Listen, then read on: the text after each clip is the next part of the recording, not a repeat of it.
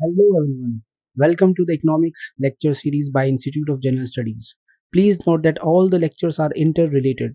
Therefore, it is advisable to start from the beginning and watch the complete economic series for wholesome understanding of UPSC economics syllabus.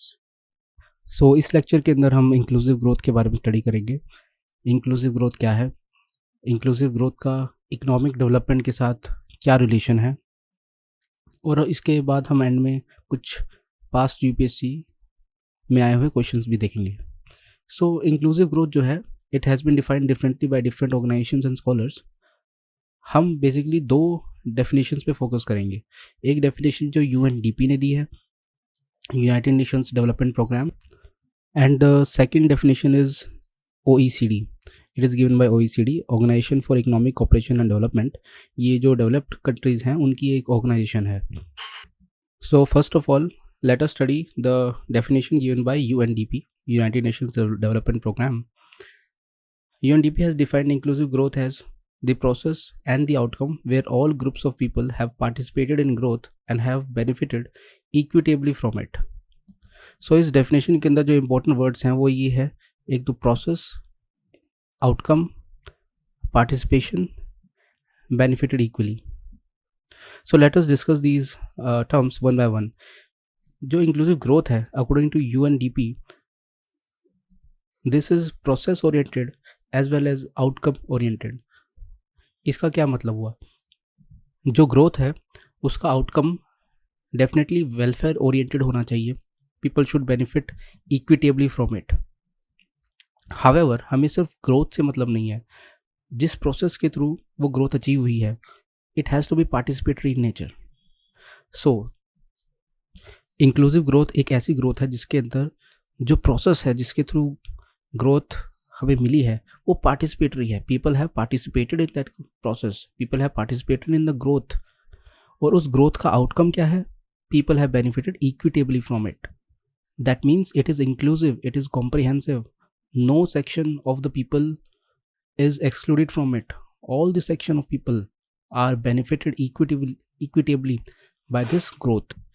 Thus, we can say that people have, in the inclusive growth, people have contributed to the production. And how they have contributed? They have contributed in a participatory manner.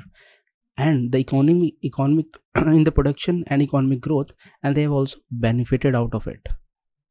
In nutshell, we can say that the focus of inclusive growth is that it is not only focusing on the well-being of the people, but it is also participatory process.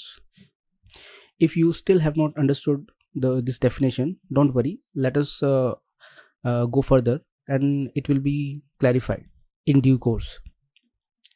So let us study a few examples. So is giving subsidy or doles a method of inclusive growth? देखिए, हम independence के time से subsidies या doles दिए जा रहे हैं। Government subsidy देती है डिफरेंट तरीके की, जैसे कि food subsidy, fertiliser subsidy, gas subsidy, petrol diesel subsidy पहले होती थी। So are these method of inclusive growth? अगर आप लॉजिकल रीजनिंग से सोचें, अगर ये इंक्लूसिव ग्रोथ के मेथड होते तो अगर इंडिपेंडेंस से लेकर अब तक हमारी बहुत इंक्लूसिव ग्रोथ हो चुकी होती। बट क्या ऐसा है? डेफिनेटली ऐसा तो नहीं है। We are still on the path of inclusive growth. We are still craving for inclusive growth. इसका रीज़न इसलिए है क्योंकि सब्सिडी या फिर doles, these are not method of inclusive growth. कैसे? सब्सिडी जो होती है वो टॉप डाउन होती है। गवर्नमेंट जो है वो सब्सिडी देती है नीडी पीपल को। इससे जो पीपल हैं उनके इमीडिएट प्रॉब्लम सॉल्व हो जाती हैं, उनको इमीडिएटली रिलीफ मिलता है। But it is not inclusive. Why? Because इस process के अंदर people have not participated. It is a top down process. Although people benefit from subsidy, but क्या उनसे उनकी capability increase हुई? क्या वो सक्षम बने? नहीं। They are still dependent on the government for subsidy. और यही कारण है कि इंडिपेंडेंस के इतने सालों बाद भी सब्सिडी से हमें इंक्लूसिव ग्रोथ नहीं मिली है। So what are the practical examples of inclusive growth in India? One of the example is MG NREGA. Mahatma Gandhi national rural employment guarantee act जो है, इट गिव्स ए गारंटी कि आपको मिनिमम इतनी डेज की एम्प्लॉयमेंट मिलेगी। So basically it is making people participate in the growth process.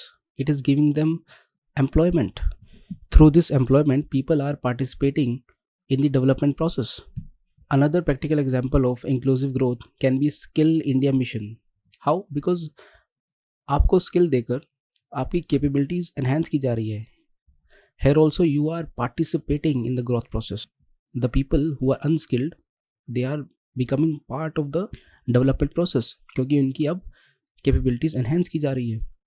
Therefore, we can argue that inclusive growth is both process oriented and outcome oriented, where the process through which growth is achieved is participatory in nature and the outcome is welfare or well-being of the people, and people have benefited equitably out of that process. Now let us study the second definition, which is given by OECD.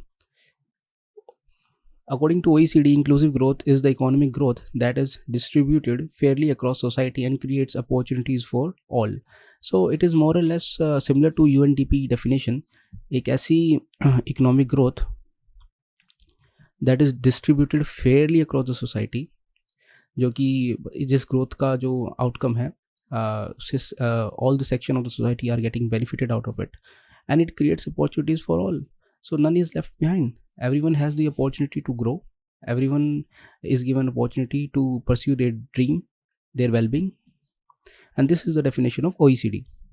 आपको ये दोनों definitions जो है OECD की और UNDP की अब समझ में आ गई हैं, तो आपको इनको याद भी करना है. इसका क्या बेनिफिट होगा? No one will ask you what is directly straight forward की इंक्लूसिव ग्रोथ क्या है. It can be asked, but rarely ऐसा होता है.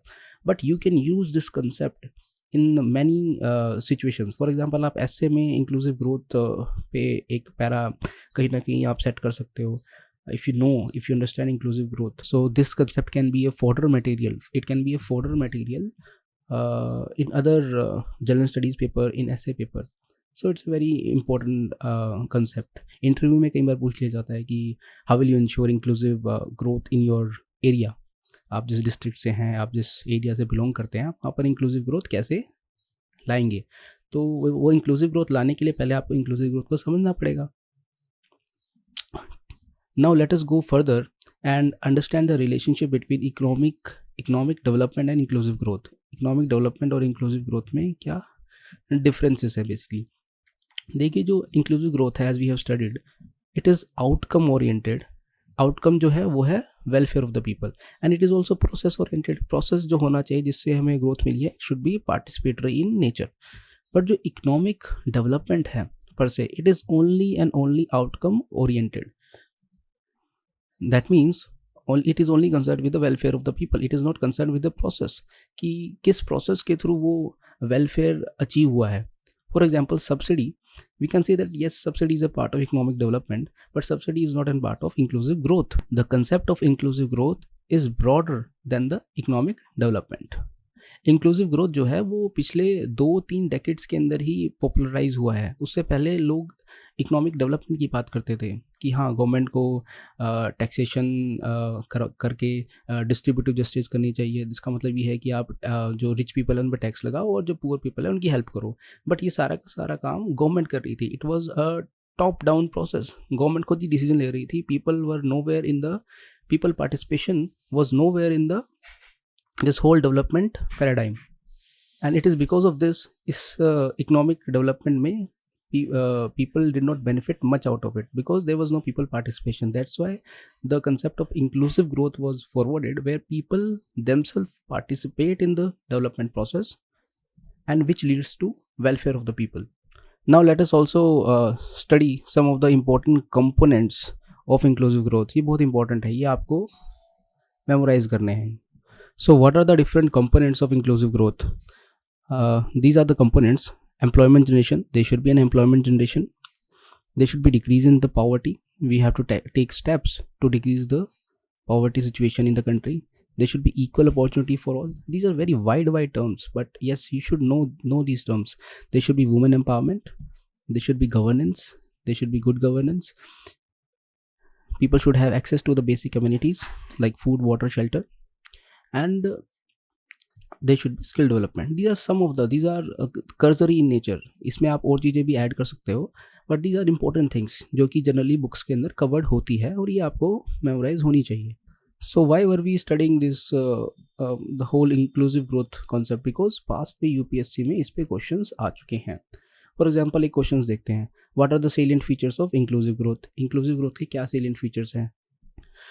सो what are the salient features of inclusive growth. इसके अंदर आप whatever we have studied till now, important components of inclusive growth, definition of inclusive growth, economic development and inclusive growth के बीच के relation, उसमें से आप मटेरियल इस लाइन में लिख सकते हैं. What are the salient features of economic inclusive growth. Has India been experiencing such growth process. देखिए अब आप सोच रहे होंगे इसका आंसर क्या है, येस है, नो है, क्या है. बट आप अगर नेक्स्ट लाइन पढ़ें, analyse, suggest measure for inclusive growth, इसका मतलब यह है कि कहीं ना कहीं आपसे मेजर्स पूछे गए हैं फॉर इंक्लूसिव ग्रोथ. तो इसका मतलब यहाँ पे कुछ ना कुछ डेफिशिएंसी तो होगी कि इंडिया में अगर सब कुछ इंक्लूसिव ग्रोथ हो चुका होता तो वो मेजर्स आपसे क्यों पूछते.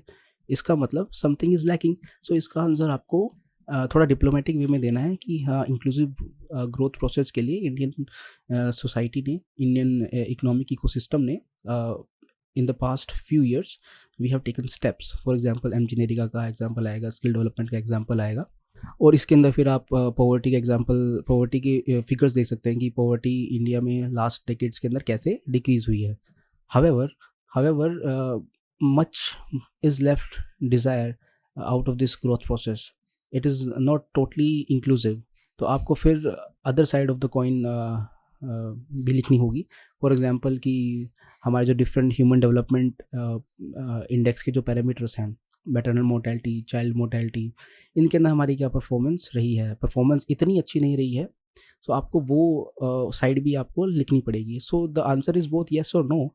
येस, सर्टेन पैरामीटर्स पे हमने आगे we have achieved inclusive growth on certain parameters, but much is left desire. And उसके लिए हमें फिर मेजर्स देने हैं.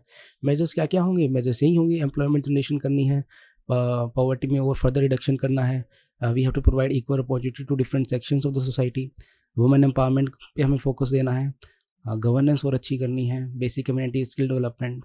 तो बेसिकली यही है, घुमा फिरा कर आपको इसी जो हमने अभी स्टडी किया है उसी को ही एक कोहेरेंट वे के अंदर आपको इसका आंसर देना है. By coherent way I mean कि आप जो भी लॉजिक दे रहे हैं, logic 1, logic 2, logic 3, they all should be interlinked. और एक कोहेरेंट आंसर देने का सबसे इजी मेथड ये है कि आप क्वेश्चंस को फॉलो करो. क्वेश्चन में पहले ये पार्ट पूछा है, इसको एड्रेस करो, दूसरा पूछा है, दूसरे को एड्रेस करो, तीसरा पूछा है, तीसरे पार्ट को एड्रेस करो. तो क्वेश्चन के साथ चलते जाओ, क्वेश्चन की टर्म्स के साथ चलते जाओ. Now let us take up another question which is, it is argued that the strategy of inclusive growth is intended to meet the objectives of inclusiveness and sustainability together. Comment on this statement. So you have to comment कि inclusive growth जो है it comprises of inclusiveness as well as sustainability. So this is nothing but the whatever we have studied earlier, उसी को ही एक different way के अंदर आपको लिखना है. इंक्लूसिवनेस कैसे होगी भाई? अगर आप इक्वल अपॉर्चुनिटी फॉर ऑल करोगे तो इंक्लूसिव हो ही जाएगी. अगर वुमेन की एम्पावरमेंट करोगे ना, इट इज़ इंक्लूसिवनेस. सस्टेनेबिलिटी कैसे होगी? स्किल डेवलपमेंट, अगर पीपल की स्किल डेवलपमेंट होगी, एक जनरेशन से दूसरी जनरेशन में स्किल डेवलपमेंट होगी, obviously the process becomes sustainable. So again इस पूरे प्रोसेस के इसके आंसर के अंदर आपको इंक्लूसिव ग्रोथ को डिफाइन करना है, इंक्लूसिव ग्रोथ के कंपोनेंट्स को बताना है, और इंडिया में कैसे इंक्लूसिव ग्रोथ एंड सस्टेनेबिलिटी कैसे डिफरेंट मेथड्स के थ्रू हम ला रहे हैं, उसके थोड़े बहुत एग्जांपल्स देने हैं आपको. इस तरह से आप इसका आंसर बना सकते हैं. There is no set pattern per se. आप जैसे जैसे पढ़ते जाएंगे आपको आंसर लिखने की जो एक ट्रिक है वो पता चल जाएगी कि कैसे आपको 100 वर्ड्स के अंदर इम्पोर्टेंट जो कंसेप्ट्स हैं वो लाने हैं और अपने आंसर को एक कोहेरेंट स्ट्रक्चर देना है. So here we have studied this inclusive growth and that is it. आप इसको स्टडी कीजिए, रिमेंबर कीजिए कि इंक्लूसिव ग्रोथ की जो यूएनडीपी और ओईसीडी की डेफिनेशन है उसको याद कर लीजिए. इंक्लूसिव ग्रोथ इकोनॉमिक डेवलपमेंट के बीच में जो रिलेशन है उसको you should understand. Important components क्या हैं इंक्लूसिव ग्रोथ के वो आपको पता होने चाहिए. पास्ट यूपीएससी क्वेश्चंस भी आपको थोड़े स्टडी कर लेने हैं जिस तरह से मैंने आपको बताया.